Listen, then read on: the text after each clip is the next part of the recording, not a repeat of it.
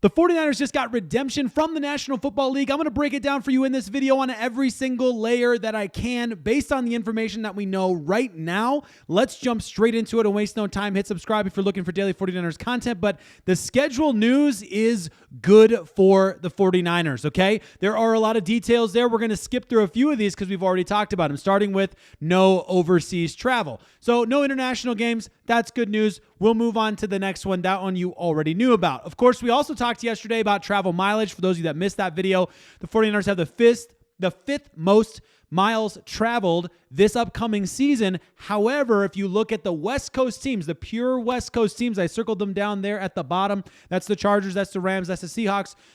They have even more miles traveled, so the 49ers do okay in that regard. Part of being a West Coast team just comes with travel, okay? But then when we get to rest differential, now this one is interesting because we don't have the exact data yet on the total rest differential quite yet, but that's okay because you know what we do have? We do have this assurance. So far, the first thing we've learned is that the 49ers will play 0 teams coming off a bye this year. So that means that no matter what the rest differential exact number ends up being, it's going to be somewhere middle of the pack no matter what, if not being even better. It's either going to be decent or good because the only way you're going to have a bad negative rest differential is if you're playing teams coming off of byes multiple times. Plus, last year, we had situations where even when we were coming off of a short week, we played the Chiefs, who are coming off of a full bye. So, those kinds of situations where things don't really work in your favor. So the 49ers are in a really good spot from rest differential point of view. That's a big one because they were minus 21 last year. 21 less days of rest versus opponents they played.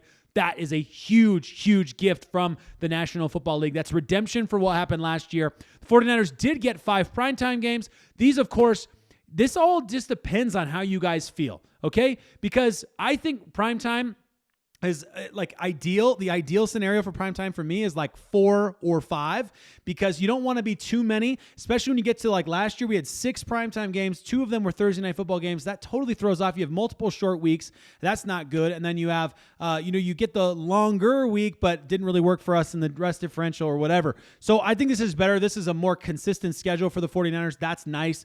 And then of those evening games, right? Most of them are fairly winnable for the 49ers, which is also a really good sign as well. You want to go into those primetime games with some swagger, some attitude, and you want to go earn it. So I'm excited about that. I think this is good. It's still quite a bit of primetime games coming off a 6-11 season, but the 49ers are the 49ers, and how could they not get some decent primetime opportunities? This is now the 4th season in the row that they've had at least 5 primetime games, which is pretty crazy when you think about it.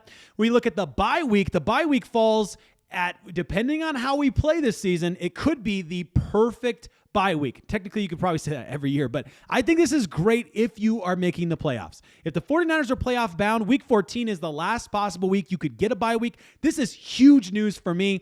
If the 49ers it's not great for aging players. Let's be fair. Okay. I'm not going to 100% sunshine and rainbows. There is a downside here for guys like Trent Williams. That's a lot of games in a row without a whole lot of rest in between. So the 49ers, of course, get that mini bye week 5 to 6 after the Rams game. So I guess, if you want to use that as your like, hey, here's a little bit of a break, but really the team is not getting any really big break, obviously, because the bye week's not till week 14. The good news, however, is you're going into that last stretch of games as healthy as you can be heading in ahead of the playoffs as well. So there's a good opportunity there. We'll talk more about that in a second. But first, I wanted to get to the opening game. So the 49ers, of course, in the opening game, I don't know, the animations weren't supposed to do that, whatever, is against the Seahawks.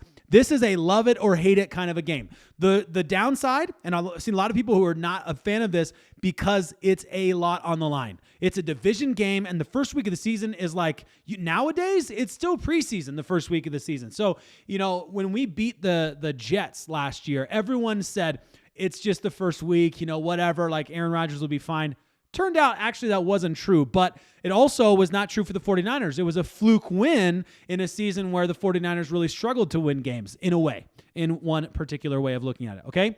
All of that being said, I think that this opening game is great. I absolutely love it. It doesn't bother me one bit because the first week, it's always screwy, but this is one of those like set the tone kind of games. This is what I'm here for. Like show up week 1 on the road and tell me what you can really do, 49ers. And if you lose that game, you get a ton of incredible feedback about where you need to improve. It puts everything on the table. If you show up to that game and you destroy in that game, it sets the tone that everybody in the NFC West knows you're meaning business in 2025. So I love it. I love an opening game against a division rival. I know that that's not an entirely popular opinion. You can let me know in the comments if you disagree. There's nothing wrong with that. Okay? While we're talking about the opening game being against division rivals, let's look at the divisional outlook, okay? So I'll actually bring up the full schedule, the full size schedule here, so you can actually see it versus home versus away, right? So you get the Seahawks to open the season on the road. Then you play the Cardinals at home. That's your first home game. By that point, you've had some things figured out. I'd like to think the 49ers are highly favored over the Cardinals that week, despite the fact that even if the Cardinals go and do what some people believe they're going to do, which is actually win games, either way, they come into the 49ers' first home game, and everything's going to be electric for the 49ers, okay? Then you're Jacksonville at home, and then you're away to LA. So now you've got 2 of your first 3 division games are on the road, okay? That's a Thursday night primetime game. Then you are still on the road to Tampa Bay following that mini bye.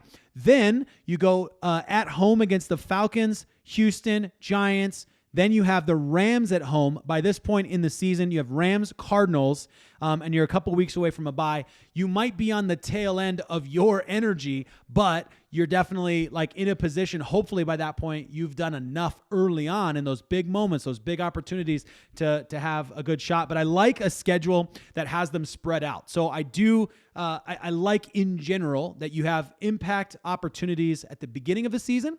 If you can start to get a rhythm in the middle of the season, then you have a good shot there to get things right. And at the very end of the season, you always end up, of course, very popular to end up with a division game at the very end there, and you end up with your Seahawks game at home to get it right at the end.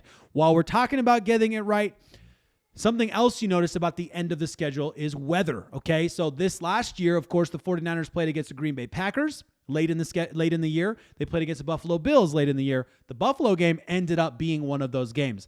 The Green Bay Packers game ended up weather-wise being okay. And then there was also Rams rain game. I think those are the only 2 real like actual weather games off the top of my head here, right? Well, this year, when you look at away games, this actually sets up pretty well. Like the Browns, which would be, what day is the Browns? The end of November. That's the last shot that you have of really getting like a cold weather outdoor stadium where you could get, blasted with a little bit of weather. And in late November, that's less likely. So that's a good sign for the 49ers. Obviously, Colts is indoor. And then the other 3 games are at home, which does bring me to the most important thing, which is the playoff run. How far back can you move like our playoff run? And this is actually really exciting for me, okay? So 6 of the last 7 games are teams that had losing records last year, okay? That's great. Yes, there's some tough stuff early in the season. You're going to have a lot of rookies. Like, I get it, okay? But this is a good situation for the 49ers. 6 of the last 7 games being teams with losing records. Then, these are games, of course, by the way, under Shanahan, who's done pretty well November on historically. Yes, there have been some bad seasons. They blow up. When they don't do well, they blow up. It just does happen. After the bye week, you have 3 out of 4 of those games are home games to run it in. So they're all definitely winnable games. Like all of those games are definitely winnable games. So I see, in my opinion, a huge, huge opportunity for the 49ers with this particular schedule. The National Football League has brought some redemption after having a schedule that was the hardest schedule by records at the end of the season. You look back and you see we did have the hardest schedule in the NFL plus the worst rest differential. That's a horrible combination. On top of that, now the 49ers have had to make lots of changes because they went all in last year, and now you've got a young team, rookies, who I think of week 14 bye hits perfectly. It's either, for the rookies, it needs to be early or late, in my opinion. I like it late because those rookies will be at the end of their college season, basically, in terms of number of games played. And so they'll hit that week 14 bye, and they'll basically be like, okay, my body can rest. This is when I normally would be done with the season around-ish, right, in terms of the impact to my body. And now I get a rest and I get a chance to go a few more and try and make a run in the playoffs. So I think the pre-playoff run is absolutely electric for the 49ers. That means that you could go into, if you're, you got a lot of rookies, okay? The 49ers are going to have everything figured out in week 1. So if they do come into the second half of the season kind of struggling a little bit and maybe not at the win-loss record they were hoping to be in, okay, then you do have the opportunity to say, hey, don't sweat it, because we have a huge opportunity in the second half. The second half of this roster, of this schedule, is looking very, very good for the 49ers for making a playoff run, for winning the division, and for going deep. Maybe. We'll have to wait. They have to earn that, right? And then the last thing I wanted to talk about was the visual refresh that was coming today. By the way, the video, I don't know if you guys watched the video and what you guys thought about the video. Let me know. I thought the Oregon Trail vibes with Golden Trail was sick. I loved it. It was like nostalgic for me at my age anyway. You have to let me know what you guys felt about that, but I loved it. The thing I didn't love, and my buddy was there watching it with me as I was watching it, and he got to this point where I was yelling like, oh, it's going to be a black jersey. It's going to be a gold helmet. I was like, I was excited to see what it was going to be. And then boom, to be continued, like classic. Totally got me. Totally fell for it. My buddy was laughing at me. It was very disappointing. But whatever the case, I'm really looking forward to seeing what this visual refresh is going to look like in the next coming days. I'm assuming it's the next couple days. They've been teasing it for the last couple days, so we'll have to wait and see, of course. But I am really excited. Maybe this will be a tomorrow announcement, something else to talk about and look at. But as far as I'm concerned, I haven't done a win-loss record yet. I'm going to wait to kind of get the rest differential and absorb like who the teams we're playing and who they're playing when they're showing up to us, and kind of do a little more analysis. But I would say it feels to me like there are a lot of winnable games on here. Let me know if you want to put your score prediction down in the comments. I would love to see what you guys think, but it seems to me like the 49ers should be able to win 10 games. They should be, and that's the number I would set based off of last season.